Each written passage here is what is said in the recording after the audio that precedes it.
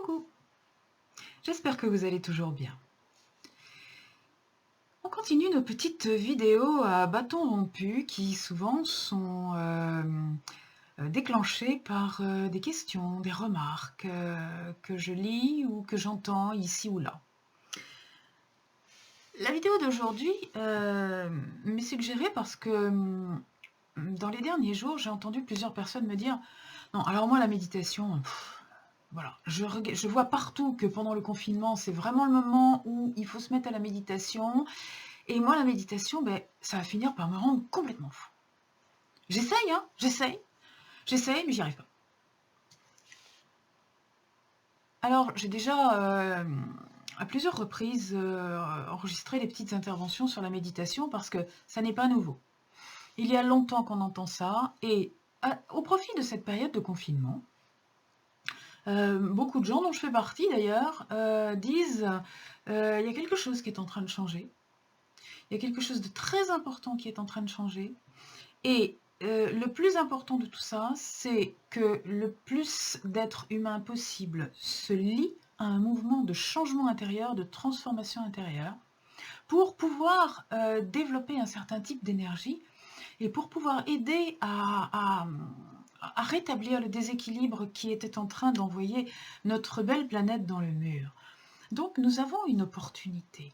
Il y a une main tendue là, et cette main, il faut la saisir, et la saisir non pas en vomissant d'injures, hein, des injures sur les gens du gouvernement qui ne font pas ce qu'il faut, les méchants et mauvais citoyens qui vont se promener alors qu'on leur a dit de rester confinés, les méchants commerçants qui vont augmenter les prix, les méchants acheteurs qui vident les rayons de farine et de papier toilette, les méchants employeurs qui vont en profiter pour nous faire travailler le double, les méchants ministres qui vont attaquer toutes les lois sur le travail et qui peut-être vont nous empêcher d'avoir des vacances cet été. Bien sûr que tout ça est vrai, mais le problème n'est pas là. Le problème, où est-ce qu'il est ? Le problème, je vous l'ai déjà dit d'ailleurs à plusieurs reprises, c'est que nous sommes des concentrés d'énergie. Que vous le ressentiez ou non, qu'on soit au courant ou non, qu'on y croit ou non, c'est comme ça. Bon, nous sommes des concentrés d'énergie et l'énergie que nous émanons diffuse autour de nous. Exactement comme quand on se met un parfum. Vous vous parfumez, quand vous arrivez quelque part, tout le monde profite de votre parfum. Les énergies qui diffusent imprègnent les gens qui sont autour de nous. Vous avez déjà remarqué à quel point certaines personnes, quand vous les rencontrez, vous arrivez, vous êtes fatigué, vous êtes exténué, et puis vous discutez pendant 10 minutes, un quart d'heure, 20 minutes, des fois une demi-heure avec une personne, vous ressortez, vous êtes requinqué, vous êtes reboosté, vous avez envie de croquer le monde, croquer la vie. Et puis, à l'inverse, il y a des gens, vous êtes en pleine forme, vous les voyez arriver, vous discutez 10 minutes avec, ils repartent, vous êtes claqué, vidé, pompé, exténué. Eh bien oui, vous êtes vidé et pompé, mais alors au sens propre du terme. Ce sont des gens qui ont aspiré votre énergie et qui l'ont tiré vers le bas. Alors, oui, je vous encourage à faire un travail intérieur, un travail sur vous-même pour monter votre niveau d'énergie, pour renforcer votre énergie. D'abord parce qu'elle va renforcer votre immunité, elle va renforcer votre santé, elle va renforcer votre estime de vous, elle va renforcer votre confiance en vous. Et vous allez être tout simplement fort et costaud. Première chose. La deuxième chose, c'est qu'il y a de nombreuses manières de renforcer son énergie. Les unes très positives, les autres à éviter si possible. Alors, revenons maintenant à la méditation. Mais oui, la méditation, qu'est-ce qu'on appelle méditation d'abord? Il y a 36 choses là-dessous. La vraie méditation, à l'origine, était quelque chose qui était réservé aux, on va dire, aux religieux, aux initiés, aux gens pour qui c'était une pratique qui leur permettait d'entrer en contact avec le monde spirituel, leur permettait d'entrer en contact avec des entités qui n'étaient pas incarnées, et puis visiter le monde des esprits comme vous visitez le monde du réel, du matériel du moins. Non pas que le monde des esprits ne soit pas réel, loin de là. Et puis, il y a beaucoup de choses qu'on s'est mises à appeler méditation. D'abord, il y a la pleine conscience. Alors, bon, pourquoi pas l'appeler méditation? Effectivement, c'est quelque chose qui est de l'ordre de la méditation. C'est une... moi, je dirais plutôt que c'est une écoute. Tout simplement. Effectivement, la pleine conscience, le travail qu'on fait faire en pleine conscience est indispensable pour aller vers la méditation originelle, qu'on peut appeler la méditation transcendantale, si vous voulez. Il est très important de faire taire. Et de faire taire quoi? Non pas ses pensées, parce que on ne peut pas arrêter on ne peut pas débrancher son cerveau, on ne peut pas faire taire la fonction pensée. Ce qu'on peut faire taire, ce qu'on peut arriver à déconnecter, et encore, c'est pas toujours facile, c'est le mental. C'est notre intellect. Notre intellect qui tourne en boucle comme un programme, comme une boucle de programmation informatique. Et ça, on peut décrocher de ça. C'est-à-dire que, au lieu, imaginons que vous êtes préoccupé par votre déclaration d'impôt, ou votre découvert à la banque. Votre mental va tourner en boucle là-dessus. Quoi que vous fassiez dans la journée, ça va vous ramener à ça. Vous êtes à découvert à la banque. Vous faites le ménage. Ah tiens, ma bouteille de produit pour les sols est vide. Il faut que j'en rachète. Ah ben non, je ne peux pas en racheter, je suis à découvert. Vous préparez à manger. Ah, j'aurais bien fait un gâteau. Ah zut, j'ai plus de farine, il faut que j'en rachète. Ben non, je ne peux pas en racheter, je suis à découvert. Mince, j'ai fait un trou dans mon pantalon. Oh, j'ai plus de pantalon à me mettre. Ah oui, mais je ne peux pas racheter de pantalon, je suis à découvert. Vous voyez, ça c'est le mental. Le mental, il va vous ramener, je suis à découvert toute la journée. Ok? Bon, c'est un exemple, hein, ça peut être n'importe quoi d'autre. Vous pouvez avoir 50 problèmes en même temps, beaucoup plus même d'ailleurs, et votre mental, à chaque fois que vous allez faire quelque chose, il va vous ramener, tchoc, sur un de vos problèmes. Parce que le mental, il a pour caractéristique de tourner en boucle sur le négatif, sur ce qui vous embête. Et plus ça vous embête, et plus il le ramène sur la table. Il est comme ça. C'est juste, il est comme ça. Bon. Il faut l'accepter. Ce que vous pouvez faire, par contre, c'est le déprogrammer. Alors, dans un premier temps, lui baisser le son, le déconnecter, puis le déprogrammer.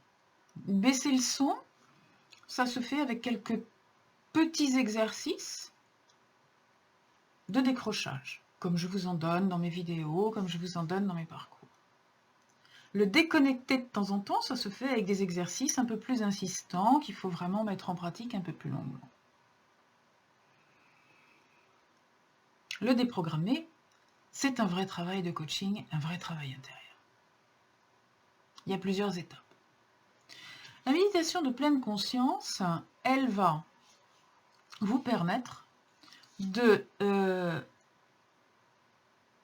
d'orienter, vous voyez, comme si vous aviez une paire de jumelles, mais au lieu de regarder le problème, vous allez regarder autre chose. Cette autre chose, ça va être vous. Quand vous allez focaliser votre attention sur votre respiration, par exemple, vous allez décrocher de votre problème « je suis à découvert » pour faire attention à votre respiration. Et la technique de la pleine conscience, c'est qu'à chaque fois que ça va vous ramener sur « je suis à découvert », vous allez revenir sur la respiration. D'accord?